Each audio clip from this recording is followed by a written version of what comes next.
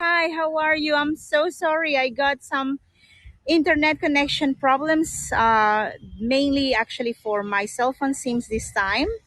I'm so sorry. Hi, hello, Michaela. I was trying to start the tour. I couldn't, but now I am here with you. I'm sorry for the problems and for starting the tour late.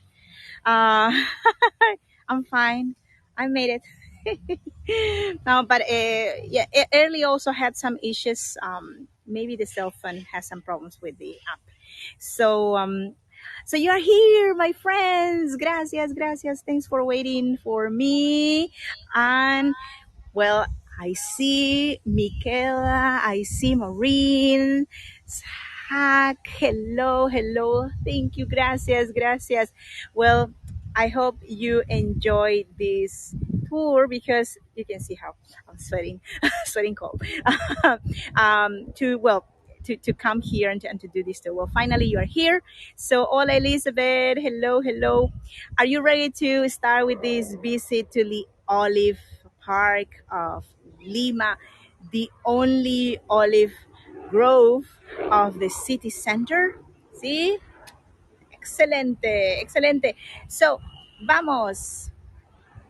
Okay, amigos, thank you so much for your participation. We are here in the olive grove of San Isidro, which is known as one of the most important zones of Lima. This is basically a off the beaten path destination for tourists because, to be very, very honest, this zone is so exclusive that usually tourists don't come over here. They just go to the historic part of Lima, downtown Lima, or maybe stay in the touristic part, Miraflores. And if they come to this zone, is to go to a fancy restaurant, such as, for example, Astrid and Gaston, which is one of the top restaurants in the world and is Peruvian, or maybe to a museum. So, in this tour, we're going to have the chance of exploring this park that is very special for multiple reasons. One of them is that this is a national monument, so the park cannot be touched, cannot be destroyed, cannot be damaged or alterated or modified, right? So this park you see here, which was created in the year 1931 during also the moment of inauguration of the district of San Isidro, this beautiful district where we are, was designed by a famous artist that was not Peruvian, Mr. Manuel Piqueras Cotoli. He was from Spain, and he created this very organic concept in which he incorporated as the main element the olives, the trees that we see here, and also, well, the urbanism, right? The idea of not breaking with the with this, let's say, nature. And thank you so much. Yes, I am okay. I was having problems to start with the tour. I'm not sure if it's my cell phone or not. I will have to double check that. But thank you so much for worrying for me. So I was like trying times and several times moving location. Finally, it works. So maybe I will have to visit the tech center. Who knows? So we are going also to continue with this walking in that direction. I will give you a back image of this section here. So San Isidro is, as I was saying, a very, very expensive part of Lima where to one can live. This tour is about the most famous and historic parts of Lima. Not always we're going to visit a very exclusive park, not always, but I would say that most of the times we're going to be in really nice parts of Lima because Lima City lays on a desert. So the city of Lima. Oh, thank you, Elizabeth. Thank you, Miga. I will answer right away. Just give me a second. just to finish this idea, the city of Lima lays on a desert. So Lima City is the second biggest city in the world built on a desert after Cairo, right? It means that we just have 1 cubic centimeter of rain per year. So how come with 1 cubic centimeter of rain per year, we can have a park like this one, you know, always green? Can you imagine? It's almost impossible, right? So I will answer this also. I'll continue with this idea in a moment because I have to answer now Elizabeth's question. How much cost a house here? Excellent question, Elizabeth. Actually, I was about to ask you the same. And well, this is because you are a tour guide. You know my questions already. So, yes, actually, why don't you, or why don't we, Elizabeth and I, ask you all, how much do you think a house in this zone cost? Hmm? How much do you think a house in this neighborhood cost nowadays? Hmm? So, ooh, very well, Maureen. Gracias. Michaela, thank you, thank you. Excellent estimates. Hmm? Rodney. Elizabeth, gracias. No idea. Gracias, Rodney.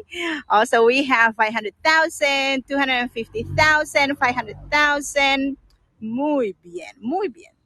So, anyone else wants to guess? Don't be shy, please. So, by the way, these houses are big, big. We have some houses that are like, half a whole block also of 500 square meters, right? So huge houses.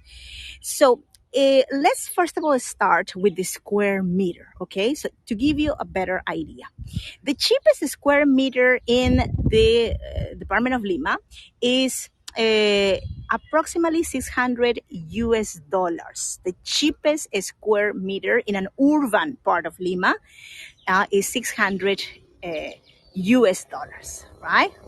In this part of Lima, San Isidro is considered to be a top district in the city, top, right? So we just have out of the 43 districts of Lima, 5 districts that are in this category. So that means that living here, must be way more than $600 per square meter, right? How much it is? Okay, let me tell you. The price of living here, square meter, is nearly 3,000 US dollars. We're going to leave this in suspense, and wow, I would love to see one day, that amount of money, like with those so many zeros.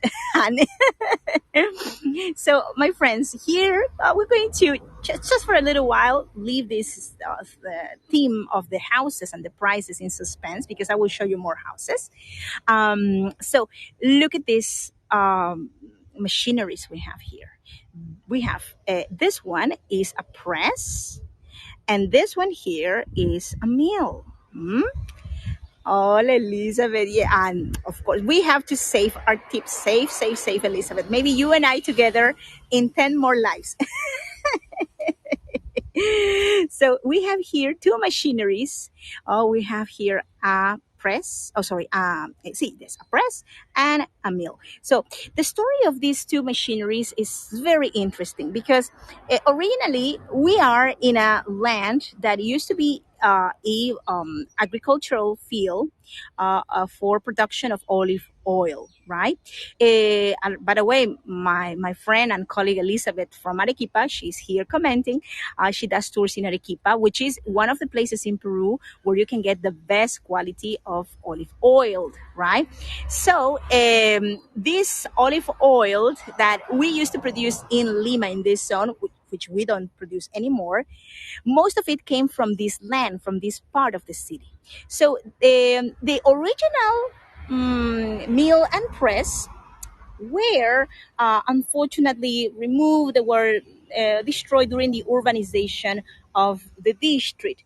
But kindly, an Arequipeña family, the Ochoa family, which were also in the business of producing olive oil, they decided to donate this mill and press to the district of San Isidro as a witness, let's say, as a way to show as a museum piece, right?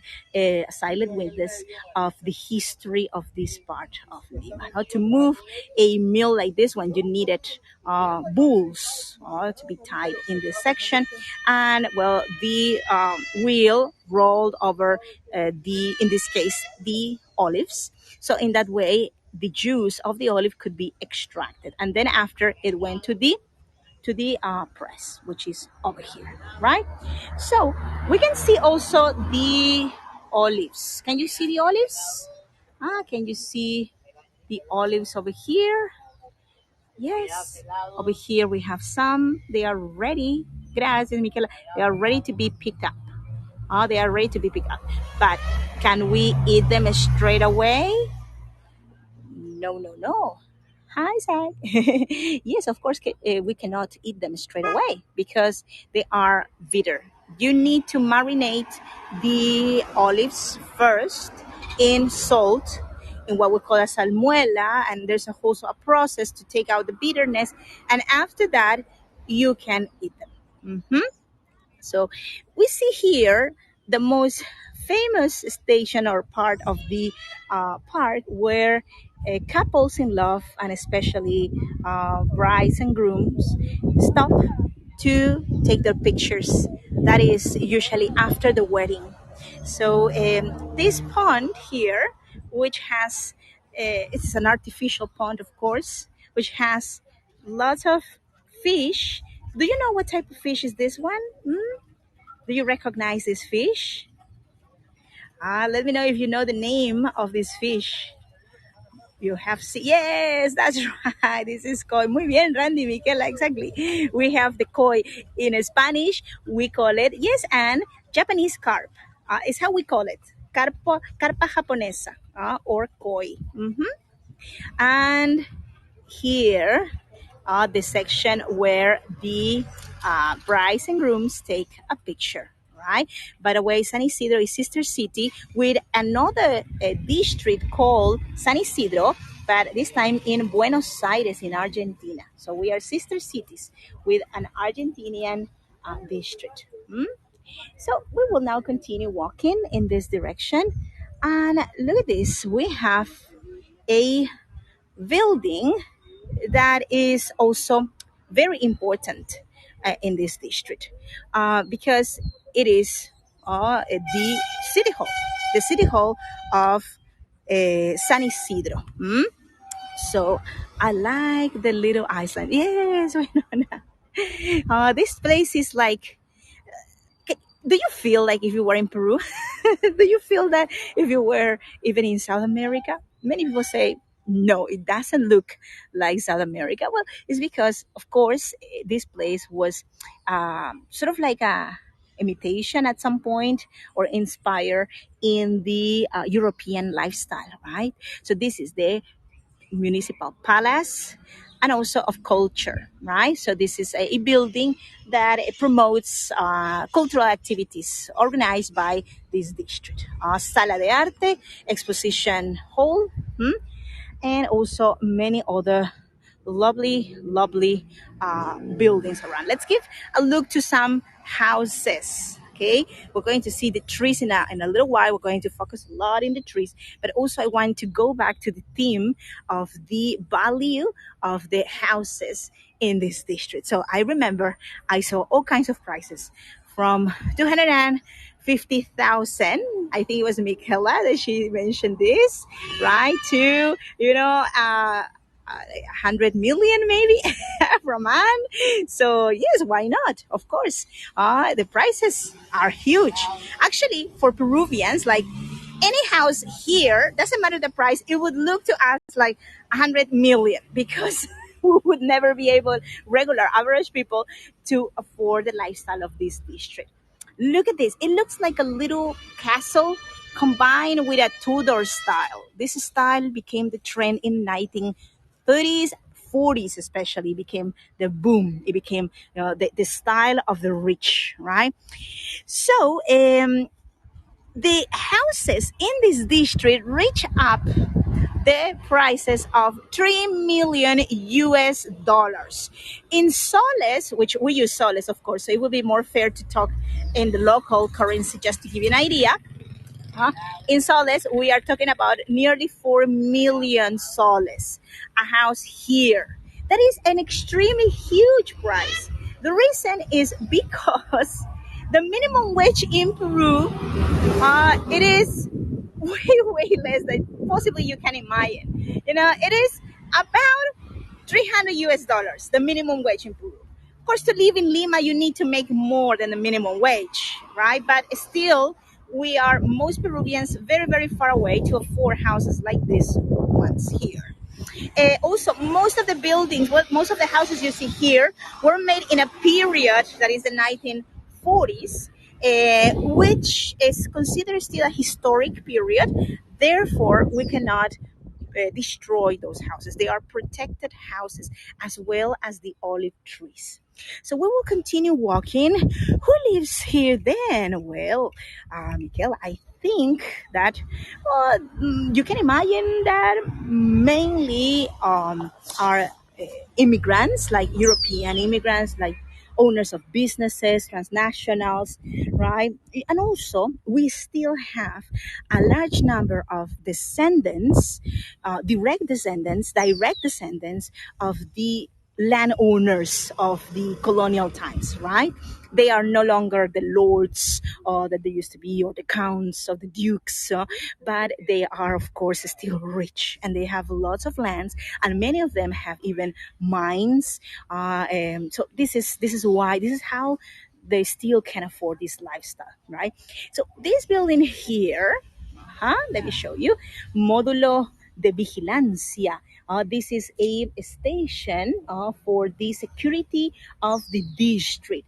Nowadays, every district in Lima has what we call serenazgo. Serenazgo is a security guards system service that is paid by the district, by the city hall of this district. For example, the serenazgos are independent between them because they are afforded by the district, by the taxes that the neighbors pay, right?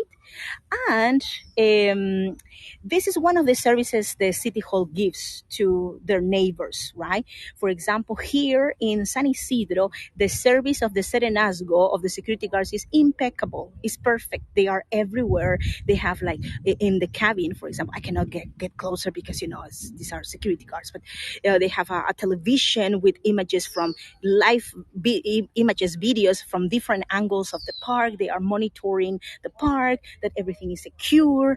And also here, this door over here and the door next, they are public bathrooms.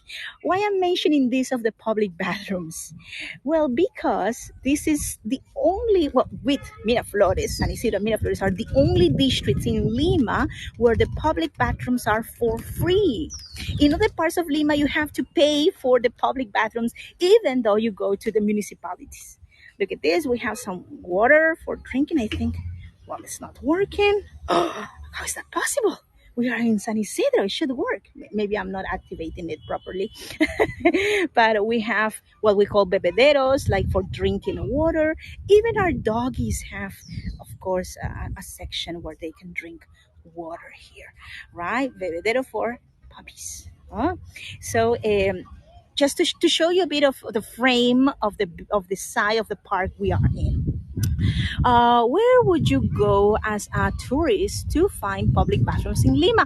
Oh, my dear. Well, first of all, you can go to the restaurants, right? Restaurants, of course, have bathrooms, right? If you're not eating at the restaurant, it is okay. You can ask if they can lend you the bathroom. Most likely, they will charge you. They would charge you 1 sol per person, which is about 30 US cents of US dollars. So 30 cents, right? Then you can also go, of course, to the municipalities, right? And there will be bathrooms. but usually you have to pay for the bathrooms. And well, if not, well, if they see you are a visitor, most likely you don't have cents in the hand, you don't have soles in the hand, so they will be nice to you. They will say, okay, you can go in.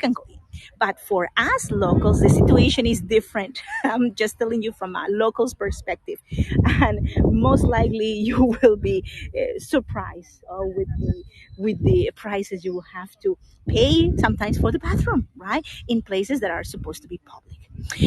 As long as there is water for your dog is good. Yes, and you know, I didn't try if there was any water coming from that, let's say, bebedero for the doggies, but I think yes. This district is the perfect place to come on the weekend, for example, with your family, with your children, with your doggies, and but also most people that come here, they don't have any idea about the history of the park. So why we have these olive trees here. By the way, the olives, of course, are not local. So that means they were introduced long time ago. So let's talk about the history of the olives first, okay? Yeah, do we have a doggy somewhere here? Oh, oh, we know now. Let me know which doggy you were referring to. But we have also lots of people here relaxing. So the name of this park, the Olive Grove of San Isidro, is of course connected with the olives, which are the ones that give the character to this district in general.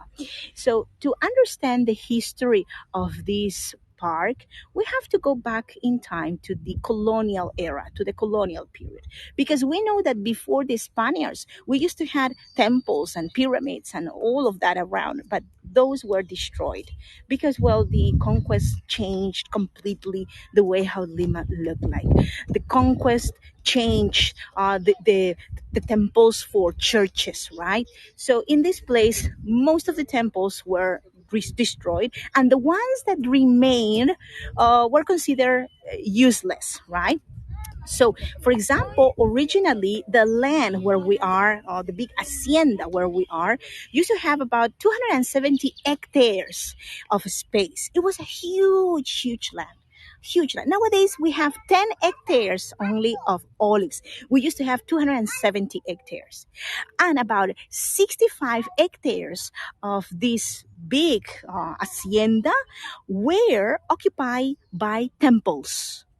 Yes, a huge part of this site had temples everywhere. Thank you, Alison. Muchas gracias. Thanks for your tip support. And oh, I hope you are having a fun time. Sorry for well, the harsh starting by the way of the tour, the difficulty, the technological difficulties. So, well, as I was saying, this territory had several temples everywhere, several temples, but these temples were not useful, right? So they were considered to be, you know, yeah, useless spaces, you know, that well, if you could destroy the temple, good, because you could use it for agriculture. If not, well, you know, it was just like a thing with no use. So then, well, the religious orders started to take the lands around the territory where nowadays is the city of Lima, as well as the conquistadors. Initially, this land belonged to a conquistador that later sold the land to the Dominican order. Do you know the Dominicans, my friends? I think they are very famous, right? The Dominicans, the Franciscans, the Jesuits, they came to Peru. Yes, Miguel, yes, they are actually originally from Europe. They came to Peru with the Spaniards and they flourish in this territory, right? Are people allowed to get off the walkway? Yes, yes, yes. Of course, we are allowed. But remember that we are in Lima, a city that lays on the desert. We are extremely respectful with the gardens. Like we are not stepping over the gardens like, you know, always. Over there you can see some people there. I think there's some people in the bicycles over there. But when we can, we avoid to step on the grass. So, um, I remember I was mentioning something. Well, so the religious order, the Dominicans, came to this territory. They bought the land to this conquistador, and they started to produce different things like fruits on the trees, and also olive oil. The olive actually was introduced first by the conquistadors into this territory. We know that around the year 1560, the first olive trees arrived to this land, right? So these are really, really old trees, very, very old trees. But well, later, things of course started to change, and the olives started to move also to other zones. So it was not an exclusive thing to this part. But this is where the first olive oils were first planted after the downtown of Lima, the main square. If there is an olive tree on your property, are you responsible for it? Yes, and if you have, at some point, I will also show you an example of that. I think at some point in this tour, we will have the chance of seeing one house quite close in. So if you have a house here, for example, most likely this house here has olives inside. So you cannot cut the olive. You can get a tremendous big fine if you cut a tree. Doesn't matter if it's inside your property. If it is an old tree, you cannot cut it. You have to first take care of the tree. If you are finding that is a problem for the building, you have to ask the city hall to come, and they will take care of the situation. Es obligatorio llevar mascarilla, Rodney. Well, let me tell you something. You can see that everybody is wearing a mask, right? In this point, in Peru, in this moment, it is not mandatory to use it outdoors, but it's recommended. And that's why everybody still use it. But of course, in the closed like rooms, in museums, in banks, we have to use it still. Can you see these birds here? These are shiny cowbirds. They are black birds that are very, very smart, by the way. They are everywhere here. I think we're going to see some other birds. We have also more shiny covers here. Oh no, those are irid doves. They are pigeons. Uh-huh. Yes, we know now. We are quite close. They have a very strong call. A strong like whistle call. They are very smart.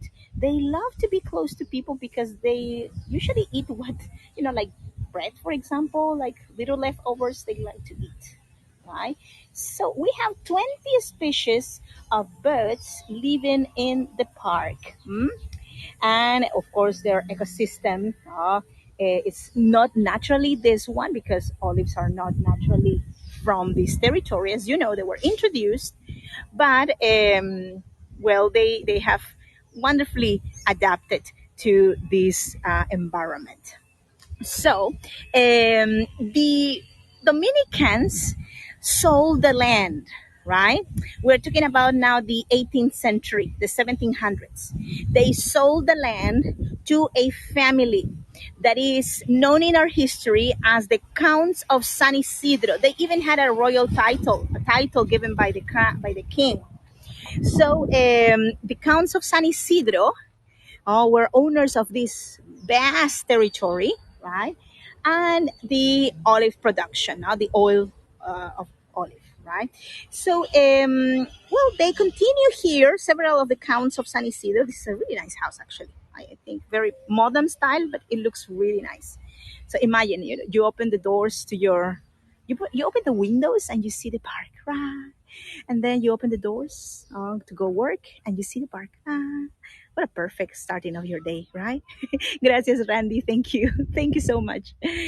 So I was mentioning, that the counts of San Isidro were owners for 5 generations of this land, but then later things changed. The independence came, new times came, then later also the urbanization of Lima started in the beginnings of the 20th century.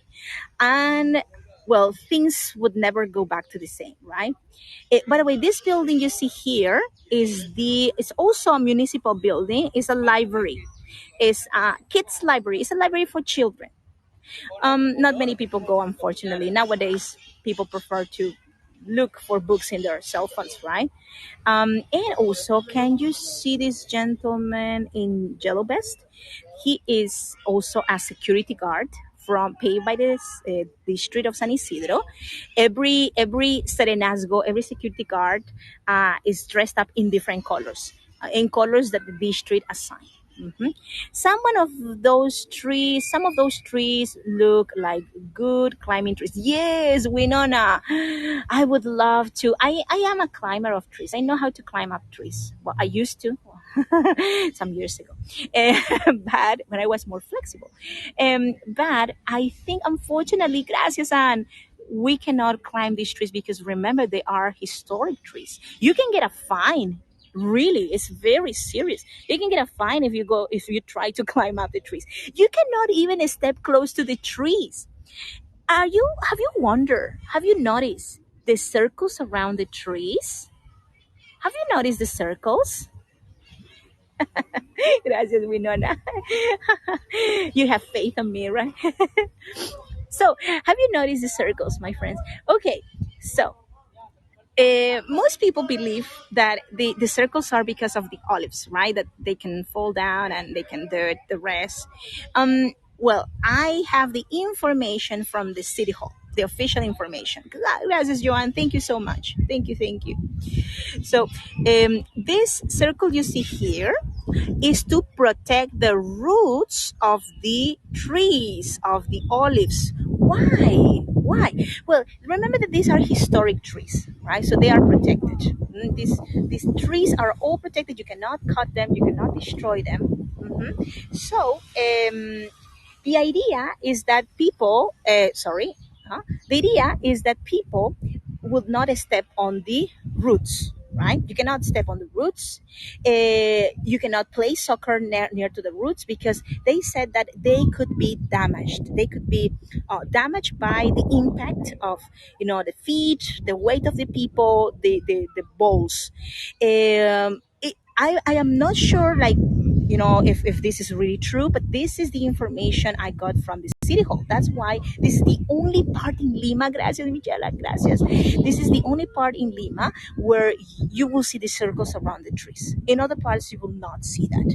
And it also like plays sort of like with the idea of, you see that the end of the road is here, right? You cannot go deeper, right? That's pretty much the idea.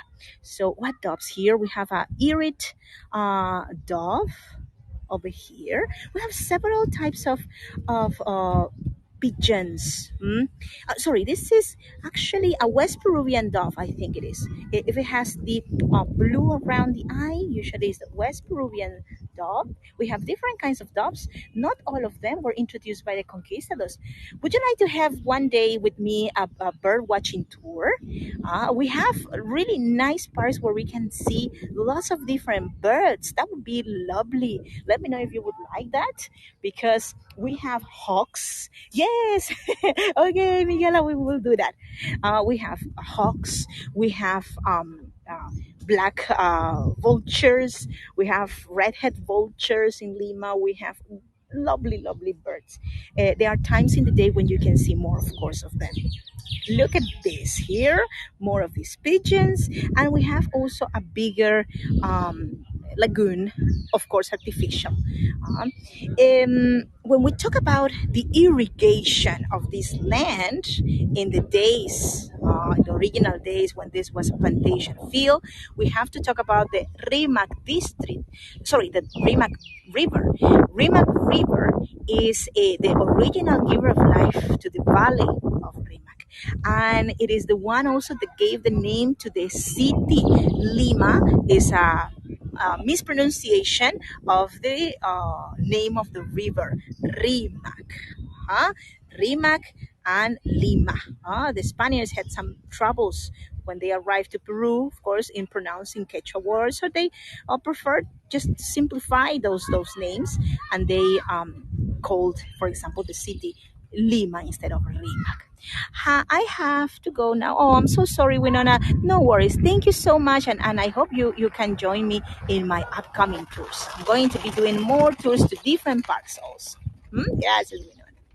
So here we have a house that is valued in 4 million US dollars. Would you like to give a look to how big this house is? The style of this house, by the way, is what we call a Tudor style house. This is a Tudor style construction from the 1940s. So houses like this one are valued in up to 4 million US dollars. The property in this part is considered the most expensive real estate in the city, as you know already. I've been consulting also online in the vicinity of this section about the houses. Most of the houses have a price that you cannot imagine. Like for a tiny, like 4 bedroom house, you can pay 1 million US dollars, for example. So, well, it's surprising. It's really surprising. Oh, look at this group of girls in these nice fuchsia dresses.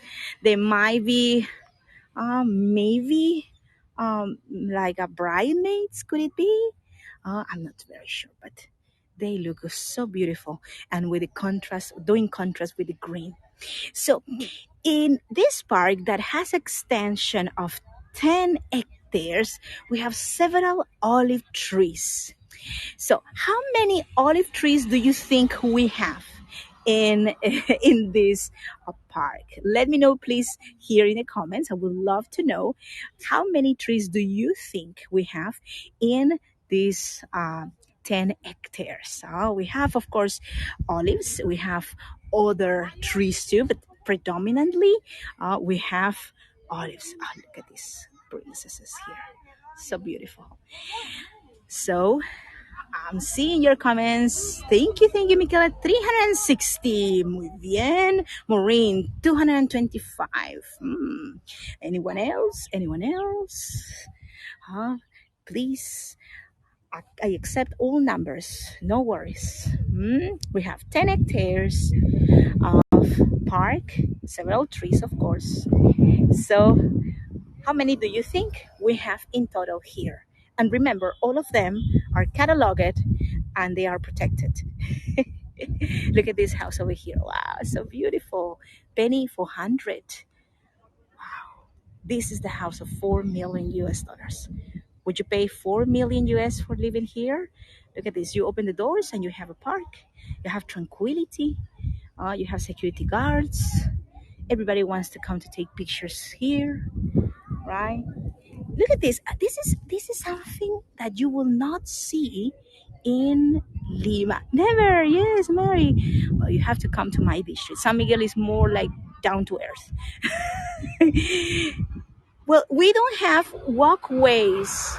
We don't have walkways like I don't know if I'm saying this correctly, but you have the section for the cars, right? The street for driving, and then you have usually a place to walk. Look at this. We don't have that. Have you noticed that? Right? Okay, so collect brighter photos from Hago. Thank you, Alison. Uh, yes. Well, that's interesting. To visit or maybe live, but for sure not in that district. Yes, Miguel, I can imagine. I mean, I sometimes don't know in particular like why the prices are so high. Maybe it's just tradition. Maybe it's that this is like a big social club. Like everybody that is wealthy lives here. Oh, look at this. Look at this. Oh, the girls. Beautiful. Sorry. I was about to say a joke about that. I would love to be in one of those dresses, but possibly I will not fit in. So we will continue over here. So what about if you are handicapped? Like if you need to go on a wheelchair, like you cannot like go like safely if as long as you need to go through this section with your wheelchair. It will be, a little bit complicated, right? But well, this is the concept that was given to this part of Lima. So as I was saying, Mr. Piqueras Cotoli, this Spanish architect that was the trendy architect in the 1930s, was the person who was paid by the family that owned this land back then in that period the Pasoldan family to urbanize this territory, to urbanize it all. So, the reason is because Lima was changing. Lima was becoming more urban back in the early 20th century. And people of Lima in that period were like trying to move out of the downtown and were going to live to different places. So, I think there's a beautiful house I want to show you. Just give me a second. And here, oh, look at this. Well, honestly, if I had the money, maybe I would move to this house. It's so beautiful. Really, really beautiful. Right? So, let's continue. So, well, the city was urbanizing. There were many landowners, rich landowners, that they were losing their lands, so they were just selling the lands, and the city was taking control of the urbanization, right? But the family owner of this land, they were in love of the olives. They didn't want it to give up completely the olives. They knew they had to urbanize everything, but they decided to do it with style, right? And they took control of the design of the district. So they called the architect, and together they designed this style that is very organic. Can you see that the roads are curvy? Can you see that everything is going like curvy around what? Around the trees. We are not touching the trees. We are not destroying the place where the trees are. The trees are very important. Look at this, for example. Can you see this, my friends? The walkway goes around the tree, right? So, well, this is the concept that this family gave to this space in order to, okay, they will lose 250 hectares, right, of land, but they will keep 10 hectares as a green space, but they will try to bring back every time they came to this place, to their memories, how was living next to an olive grove, right? I am in a wheelchair. Yes, Allison, I can imagine that. Not easy for anyone which has disabilities, for example, mobility disabilities, to move in this section, right? So let's get a little bit closer because I'm sorry for the noise. Over there, they are cutting the grass. This is also paid by the city hall. But this tree is very special. This is the olive of Saint Martin of Torres. Have you heard about Saint Martin of Torres, my friend? The saint of the broom, the first black saint of America. He was Peruvian and he planted this tree. That's why it is all protected. It's a patrimony of the district. And, well, people that are devoted to the saint come here. All right? We will continue because very noisy, very, very noisy. And we're going to see a house, which is the last point of this tour. By the way, thank you so much for being with me today. Thank you for your visit, virtual visit to Lima. We are now seeing a house. We're going to give walk around the house. A house that is also a patrimony of this district. This house belongs to nowadays a foundation that is called Marina Núñez del Prado. She was a Bolivian artist, plastic artist, sculptor.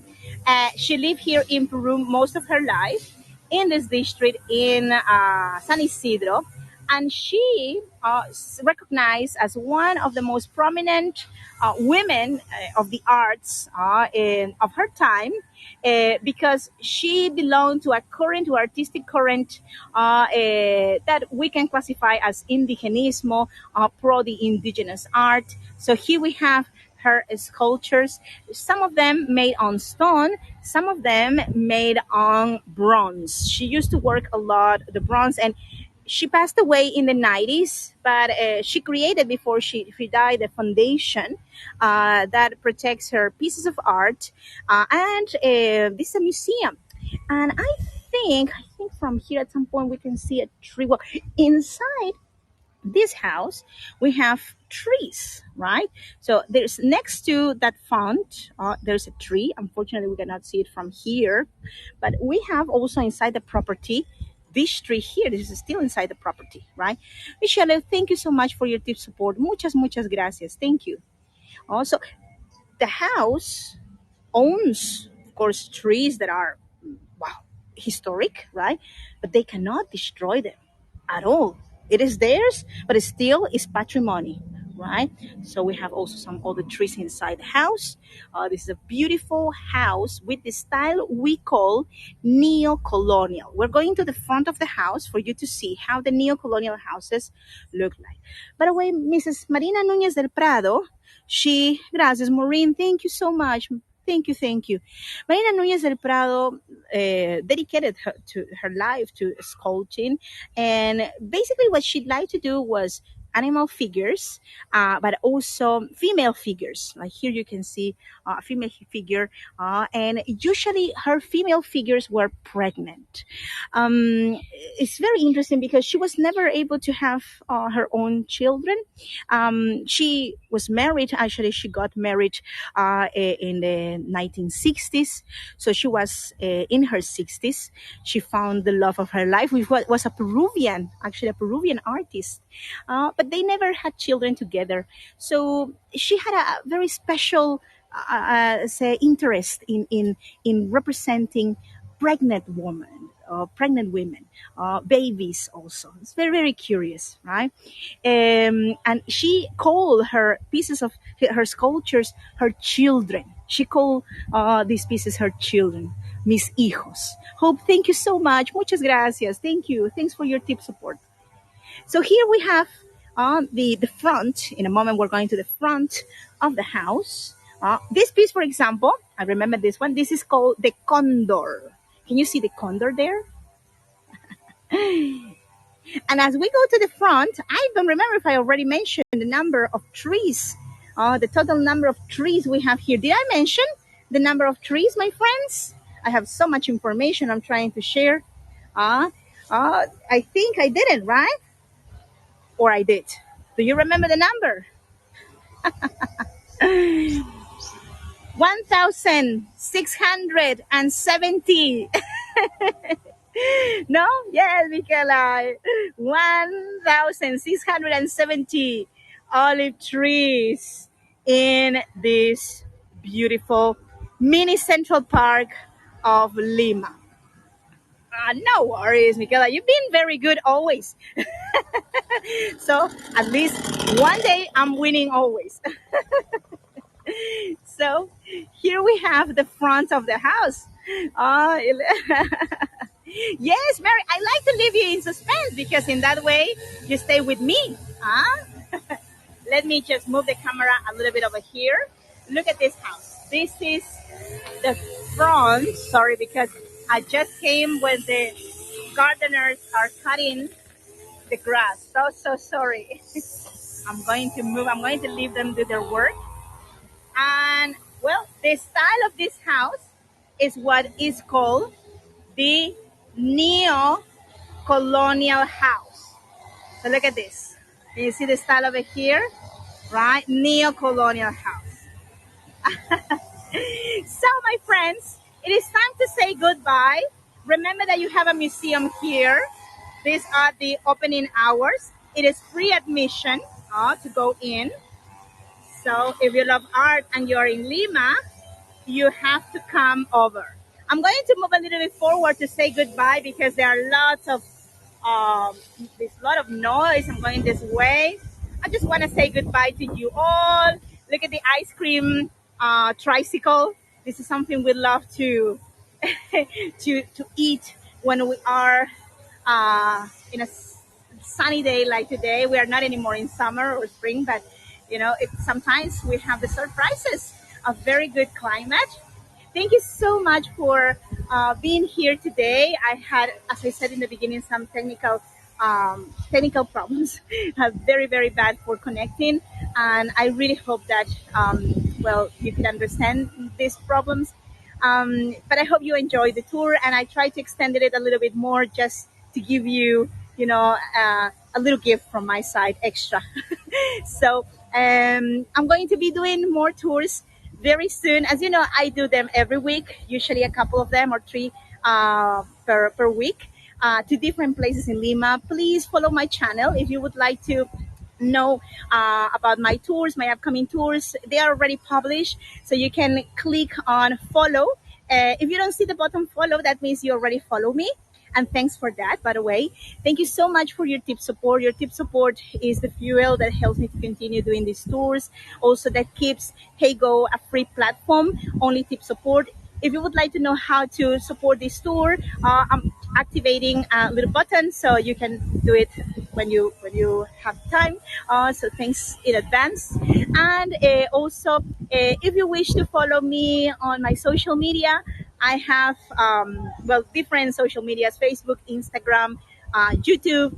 So you can find all those links in my description in my bio here in the channel of HeyGo, in my channel of HeyGo, which is, thank you, Miguela, which is also the link my friend Michaela is sharing. Okay, so also follow my Facebook group, Adventures in Lima with Vanessa. It's a fun group where I'm always sharing like things about where I'm going to go, or invitations or things like that. So it's been a pleasure to have you. Muchas gracias. Hasta pronto. Oh, gracias. Thanks for the thanks. For the gracias I'm seeing here. And love to you all. Have a lovely weekend. God bless you. And we'll see you next week. Best to you all. From your friend in Lima, Vanessa. Ciao, ciao. Gracias. Thank you. Goodbye. Goodbye, my friends. Until next time. We're going to be exploring more of Lima very soon.